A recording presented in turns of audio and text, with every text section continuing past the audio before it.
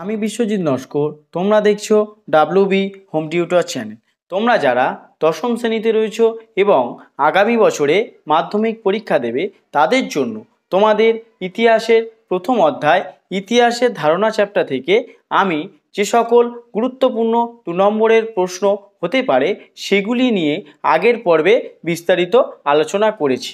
আজ আমি তোমাদের এই পর্বের এছাড়াও আর কি গুরুত্বপূর্ণ 2 নম্বরের প্রশ্ন হতে পারে সেগুলি নিয়ে বিস্তারিত আলোচনা করব।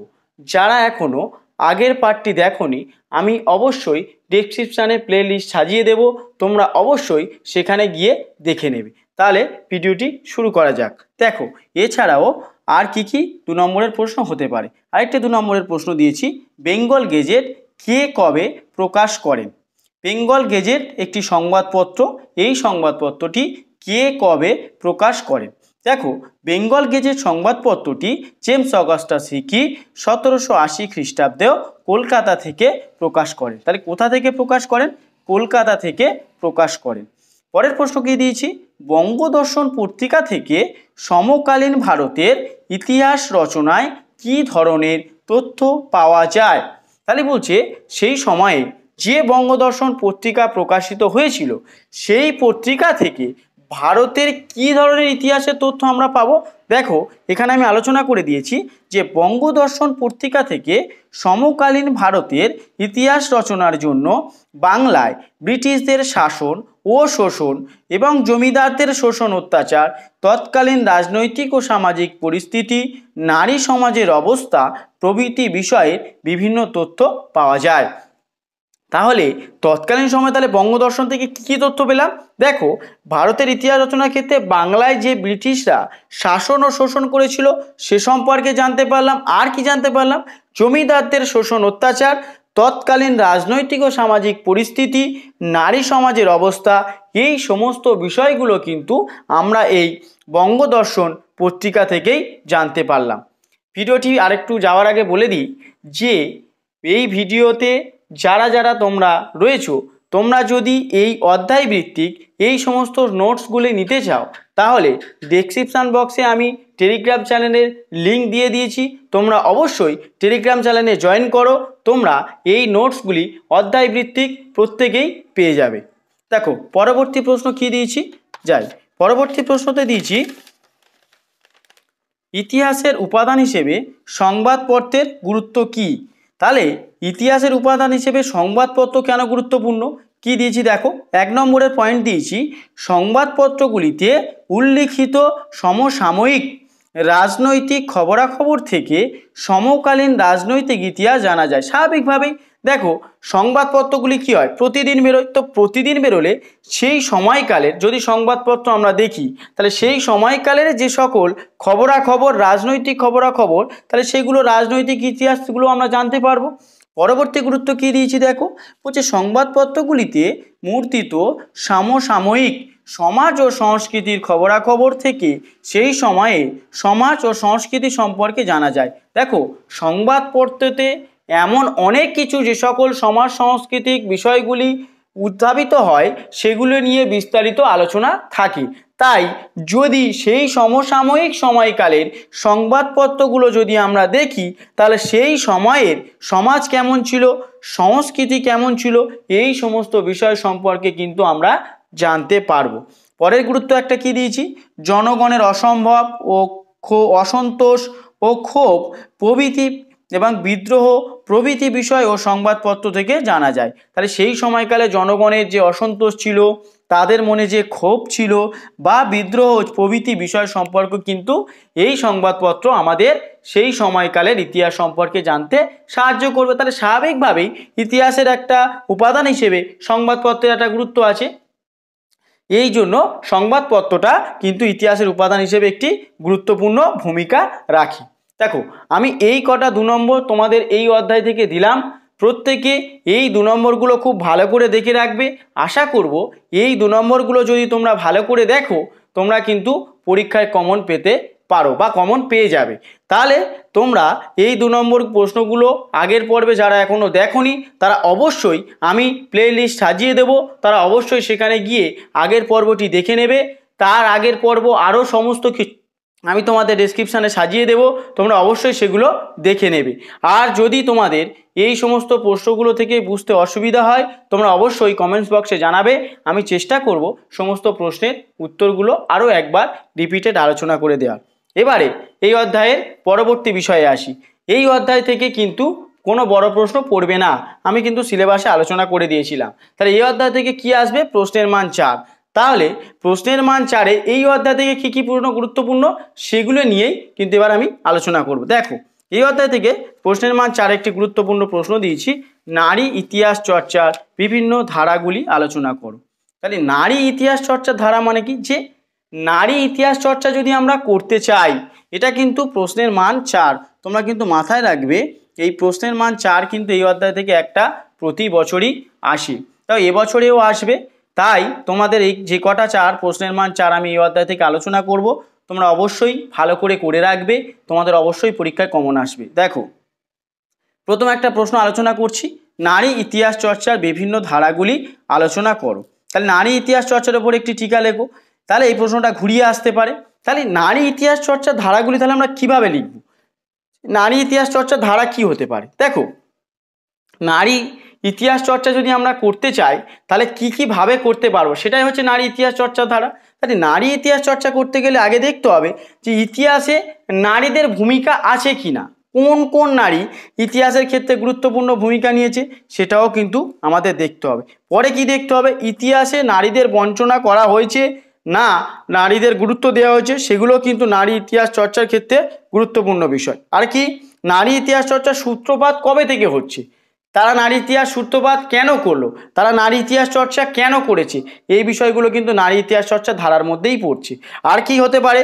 যে পাশ্চাত্যে আদৌ নারী ইতিহাস চর্চা হচ্ছে তো, নারীদের এই ইতিহাস চর্চা পাশ্চাত্য ইতিহাসে স্থান পেয়েছে তো, এই সমস্ত কিন্তু বিষয়গুলোই হচ্ছে নারী ইতিহাস চর্চার ধারা। তাহলে দেখো আমি তোমাদের প্রথম থেকে একটু আলোচনা করে দিয়েছি যে কিভাবে লিখতে হবে। দেখো আমি একটু বলে দিচ্ছি। তাহলে এই সমস্ত বিষয়গুলি তোমরা যদি আলোচনা করো তাহলে কিন্তু এই পয়েন্টের উত্তর মানে এই প্রশ্নের উত্তরটা কিন্তু হয়ে যাবে। তাই আমি এখানে একটু আলোচনা করে দিয়েছি, আমি বলছি একটু ভালো করে দেখে নাও। প্রত্যেকেই ভূমিকা দিয়েছি, কি দিয়েছি? ইতিহাসের বিষয়বস্তু সমগ্র মানব জাতি, যার অর্ধেক অংশ ছিল নারী। অথচ বিগত শতাব্দীতে ইতিহাস চর্চায় নারী জাতিতে পুরুষের সমান গুরুত্ব দিয়ে আলোচনা করা হতো না। ইতিহাসে নারী কি ভূমিকা পালন করছে তা নিয়ে বর্তমান কালে চর্চা শুরু হয়েছে।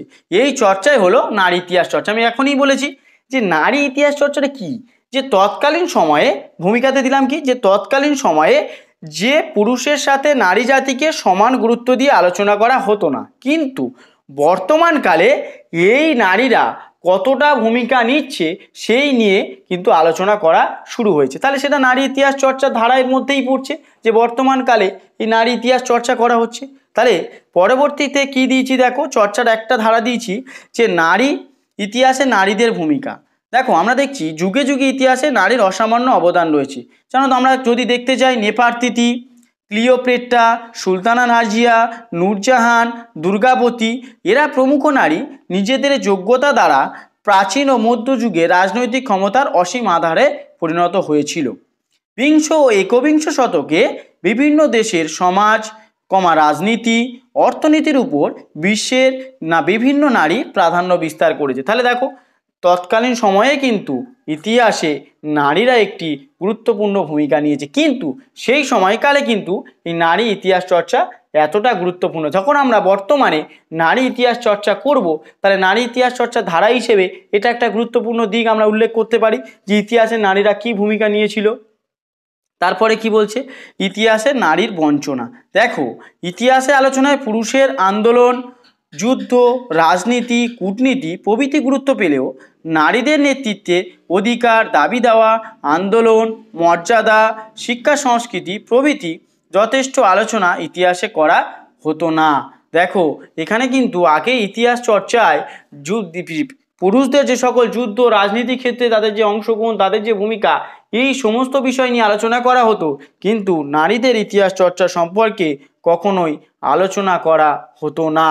তাহলে কি হচ্ছে? ইতিহাসে নারীদের বঞ্চনা করছে। যদি নারী ইতিহাস চর্চা ধারাই ধরি তাহলে নারী ইতিহাসের বঞ্চনাটাকে একটা গুরুত্বপূর্ণ পার্ট হিসেবে ধরতে পারি। পরের পয়েন্ট দিয়েছি কি দেখো, ইতিহাসে নারীর চর্চার ইতিহাস চর্চার সূত্রপাত। তাহলে কবে থেকে এই সূত্রপাত হচ্ছে? ইতিহাসে নারী ইতিহাস চর্চা গুরুত্বপূর্ণ আধুনিককালে গবেষকদের দৃষ্টিভঙ্গির পরিবর্তন ঘটেছে এবং পুরুষদের সঙ্গে নারীর ইতিহাস চর্চাও গুরুত্ব পেতে শুরু করেছে। 1970-এর দশক থেকে নারী ইতিহাস চর্চার সূত্রপাত হয়েছে।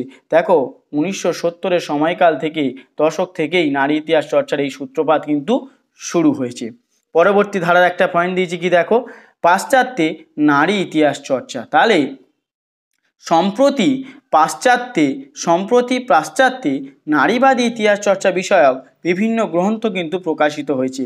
যারা নারীবাদী বিষয়ক গ্রন্থগুলি উল্লেখ করেছেন তাদের মধ্যে উল্লেখযোগ্য হলেন জোয়ান কেলি, কেডা লার্নার, কেটলিন মোরান প্রমুখ গবেষক। এরা কি করেছে? পরবর্তীকালে পাশ্চাত্য যুগে এই নারীদের ইতিহাস চর্চা নিয়ে কিন্তু গুরুত্বপূর্ণ আলোচনা করেছে এবং অনেক গ্রন্থ প্রকাশিত করেছে, যেখানে ইতিহাসে নারীদের ভূমিকা কতটা গুরুত্বপূর্ণ ছিল সেই সমস্ত বিষয় কিন্তু সেখানে তারা উল্লেখ করেছে। তাহলে নারী ইতিহাস চর্চা ধারা হিসেবে এই সমস্ত পয়েন্টগুলো আমরা দিতে পারি। এই সমস্ত যদি পয়েন্টসগুলো দাও এই প্রশ্নের জন্যে, সেই প্রশ্নের উত্তরটা কিন্তু সম্পূর্ণ হয়ে যাবে। তাই এই প্রশ্নটার উত্তর লিখতে গেলে এই পয়েন্টসগুলো তোমাদের কিন্তু অবশ্যই দিতে হবে। যদি এই পয়েন্টস ভিত্তিক অর্থাৎ এই অধ্যায়ের নোটসগুলি তোমরা পেতে চাও, আমি বারবার বলে দিলাম, তোমরা ডেসক্রিপশানে থাকা টেলিগ্রাম চ্যানেলের লিঙ্ক দিয়ে দিয়েছি, টেলিগ্রাম চ্যানেলে জয়েন করো, তোমরা ফ্রিতেই এই নোটসগুলো তোমরা অধ্যায় ভিত্তিক পেয়ে যাবে। দেখো পরবর্তী 4 নম্বরের প্রশ্ন কি দিয়েছি দেখো। পরবর্তী 4 নম্বরের প্রশ্ন দিয়েছি, আধুনিক ভারতের ইতিহাসের উপাদান হিসেবে বিপিনচন্দ্র পালের লেখা আত্মজীবনী 70 বছরের গুরুত্ব কী? আমি আগের পর্বে আলোচনা করেছিলাম যে ইতিহাসের উপাদানটা আমরা পাই কোথা থেকে। দেখো তৎকালীন সময়ের বিভিন্ন সংবাদপত্র, সাময়িক পত্র যেমন গুরুত্বপূর্ণ, তেমনিভাবে বিভিন্ন ব্যক্তির আত্মজীবনীও কিন্তু ইতিহাসের উপাদান হিসেবে গুরুত্বপূর্ণ। কেন? আমি আগের পর্বে বলেছিলাম, তবু আমি আর একবার বলে দিই যে যদি কোনো ব্যক্তি তার নিজের আত্মজীবনী সম্পর্কে লেখা আলোচনা করে, তাহলে কিন্তু সেই সময়কালের অনেক ইতিহাস সেই আত্মজীবনী থেকে আমরা পেতে পারি। যেমন সেক্ষেত্রে এখানে একটা গুরুত্বপূর্ণ পাঠ রয়েছে যে বিপিনচন্দ্র পালের লেখা আত্মজীবনী 70 বছর ইতিহাসের উপাদান হিসেবে গুরুত্বপূর্ণ কেন। এখানে এর থেকে আমরা কি ইতিহাস আমরা তৎকালীন সময়ে জানতে পারি, এগুলোই হচ্ছে এই প্রশ্নের উত্তর। যে আধুনিক ভারতের ইতিহাসের উপাদান হিসেবে এই আত্মজীবনী আমাদের কতটা তথ্য দিয়েছে বা কি তথ্য এই আত্মজীবনী থেকে আমরা পেলাম। তাহলে আত্মজীবনী ইতিহাসের একটা গুরুত্বপূর্ণ অংশ। তাহলে সেই সময়কালের ইতিহাস তথ্য যদি আমরা জানতে চাই, তাহলে আত্মজীবনী সেক্ষেত্রে কিন্তু একটা গুরুত্বপূর্ণ ভূমিকা নিয়েছে। তাহলে কি ভূমিকা নিচ্ছে ভালো করে দেখো, আমি পয়েন্টগুলো জাস্ট আলোচনা করে দিচ্ছি। যদি বুঝতে অসুবিধা হয় তোমরা কমেন্ট বক্সে জানাবে, আমি আরও একবার করে বুঝিয়ে দেওয়ার চেষ্টা করব। দেখো এই ইতিহাসের এই আত্মজীবনী সেই সময়কালের লেখা, কোন সময়কালে লেখা সেই বিষয়টা আগে লিখতে হবে, যে এটি কেন গুরুত্বপূর্ণ হলো, কি কারণে এটা গুরুত্বপূর্ণ সেটা লিখতে হবে, ইতিহাসের উপাদান হিসেবে কেন গুরুত্বপূর্ণ, আবার এখানে কি তথ্য আমরা পাই সেটা লিখতে হবে, আর কেন রাজনৈতিক জীবনের তার যে বিপিনচন্দ্র পালের যে সমস্ত কার্যকলাপ সেগুলো আলোচনা করতে হবে, আর তার সময়কালে সে কি তথ্য এই আত্মজীবনী উল্লেখ করেছে সেগুলো কিন্তু আমাদের আলোচনার বিষয়। এটা যদি এই বিষয়গুলি আলোচনা করো তাহলে অবশ্যই এই প্রশ্নের উত্তরটি হয়ে যাবে। তাই আমি দেখো প্রথমে আলোচনা করেছি ভূমিকাতে কি বলেছি একটু দেখে নাও, যে আধুনিক ভারতের ইতিহাসের অন্যতম উপাদান হলো বিভিন্ন ব্যক্তির আত্মজীবনী ও স্মৃতিকথা। রাজনীতিবিদ, সাংবাদিক ও সমাজ সংস্কারক বিপিনচন্দ্র পালের লেখা আত্মজীবনী 70 বছর আধুনিক ভারতের ইতিহাস রচনার একটি গুরুত্বপূর্ণ উপাদান হিসেবে বিবেচিত হয়। স্বাভাবিকভাবেই যদি আত্মজীবনী, সংবাদপত্র, স্মৃতিকথা এগুলো গুরুত্বপূর্ণ হয়, তাহলে বিপিনচন্দ্র পালের লেখা আত্মজীবনীটাও ইতিহাসে একটি গুরুত্বপূর্ণ উপাদান। পরের পয়েন্টে কি আলোচনা করেছি দেখো, গুরুত্ব হিসেবে ইতিহাসের উপাদান। তাহলে ইতিহাসের উপাদান কেন বলছি, এই আত্মজীবনীটাকে ইতিহাসের উপাদান কেন বলছে, দেখো এখানে আমি আলোচনা করেছি এই উত্তরের সপক্ষে যে বিপিনচন্দ্র পালের আত্মজীবনী 70 বছর আধুনিক নানা তত্ত্ব সমৃদ্ধ গ্রন্থটি সম্পর্কে বিপিনচন্দ্র নিজেই লিখেছেন, আমার 70 বছর জীবন কথা বাস্তবিক এই বাংলাদেশের আধুনিক ইতিহাস চর্চা। ভালো করে পয়েন্টটাকে খেয়াল করো যে কেন ইতিহাসের উপাদান, সেই সময়কালে বাংলাদেশের আধুনিক ইতিহাস চর্চা কিন্তু তার এই বিপিন আত্মজীবনী 70 বছরের মধ্যে কিন্তু আলোচনা করা হয়েছে। পরের পয়েন্ট কি দিয়েছি, প্রথম জীবনের তথ্য। তার প্রথম জীবনে সে কি কি তথ্য উল্লেখ করেছে সেটা দিয়েছি। দেখো আমি একটু বলে দিই।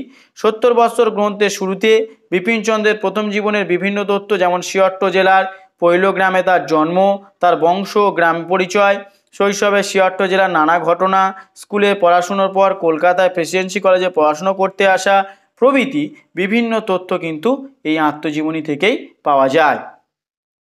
3 নম্বর পয়েন্ট দিয়েছি রাজনৈতিক জীবনের সূচনা।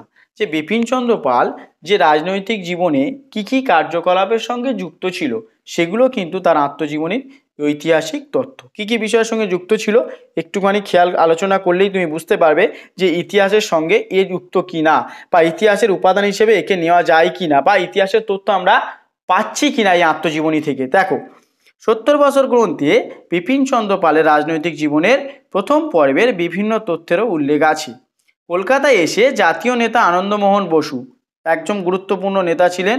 আনন্দমোহন বসু ও সুরেন্দ্রনাথ বন্দ্যোপাধ্যায়ের সঙ্গে ঘনিষ্ঠতা, ব্রাহ্ম সমাজে যোগদান, শিবনাথ শাস্ত্রীর সঙ্গে যোগাযোগ, স্বাধীনতা আন্দোলনে ঝাঁপিয়ে পড়া প্রভৃতি গুরুত্বপূর্ণ তথ্য তার এই গ্রন্থে তিনি কিন্তু উল্লেখ করেছেন। দেখো আমি বারবার বললাম না, এখান থেকেই কিন্তু সেই সময়কালের এই সমস্ত ইতিহাস কিন্তু আমরা আলোচনার বিষয় হিসেবে বা তথ্য হিসেবে পেতে পারি। তাহলে আত্মজীবনী গুরুত্বপূর্ণ না গুরুত্বপূর্ণ না? অবশ্যই আত্মজীবনী গুরুত্বপূর্ণ। পরের পয়েন্টসে কি দিয়েছি দেখো, তার পরিণত জীবনের কি কি তথ্য আমরা পাই। বিপিনচন্দ্র পাল পরিণত বয়সে যখন কংগ্রেসের নেতৃত্ব হয়ে উঠে আসেন, দেখো তাহলে কি হলো, বিপিনচন্দ্র পাল পরিণত বয়সে কি হয়েছে, কংগ্রেসের নেতৃত্ব দিয়েছে এবং সে সময়ে বিভিন্ন তথ্যাদি তার আত্মজীবনীতে উঠে এসেছে। পুরনো কলকাতার কথা, ব্রাহ্ম সমাজের ইতিহাস, ধর্মভীরু বাঙালির জাতীয়তাবাদী মানসিকতা, স্বদেশী বয়কট ও পূর্ণ স্বরাজ্যের দাবিতে আন্দোলন প্রভৃতির নানা দিকের আলোচনা তার গ্রন্থে কিন্তু স্থান পেয়েছে। তাহলে এইবারে ভেবে বলো যে ইতিহাসের উপাদান হিসেবে বিপিনচন্দ্র পাল গুরুত্বপূর্ণ না গুরুত্বপূর্ণ নয়? দেখো এক্ষেত্রে কিন্তু অবশ্যই গুরুত্বপূর্ণ আমরা বলতে পারি। কেন? কারণ সেই সময়কালে বিপিনচন্দ্র পাল যে কার্যকলাপগুলো করেছিল সেগুলোই তার আত্মজীবনীতে সে লিখেছে। তাহলে তার জীবনের সাথে এই সমস্ত গুরুত্বপূর্ণ কার্যকলাপগুলো যুক্ত, তাহলে আমরা সেই সময়কালের এই তথ্যগুলো আমরা সহজেই তার আত্মজীবনী থেকেই জানতে পারবো। তাহলে এক্ষেত্রে কিন্তু আত্মজীবনী অবশ্যই ইতিহাসের উপাদান হিসেবে গুরুত্বপূর্ণ। তোমরা এই প্রশ্নটাও কিন্তু ভালো করে দেখে রাখবে। আগের প্রশ্নে কি বললাম, নারী ইতিহাস চর্চার ধারা, আর একটা বললাম কি, বিপিনচন্দ্র পালের আত্মজীবনী 70 বছর।